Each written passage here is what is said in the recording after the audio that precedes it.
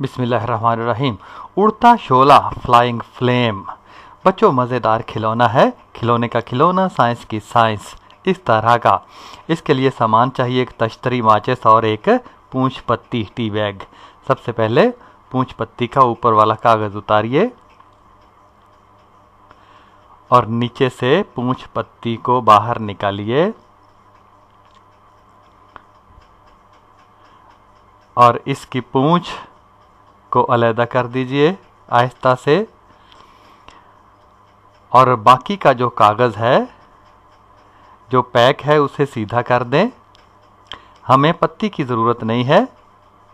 चाय की पत्ती तश्तरी में डाल दीजिए और बाकी के कागज़ को, ये ख़ास कागज़ होता है, बाकी के कागज़ को एक उंगली से गोल कर दीजिए दोनों तरफ से, एक सिलेंडर नुमा शक्ल बन जाएगी। इसको हमने तश्तरी के ऊपर रखना है और ऊपर से माचिस के साथ तीली लगा देनी है।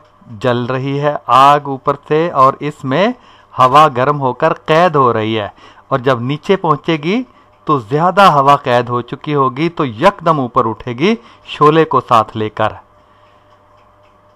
शोला छत तक जाएगा और फिर आहिस्ता आहिस्ता राख नीचे आती रहेगी।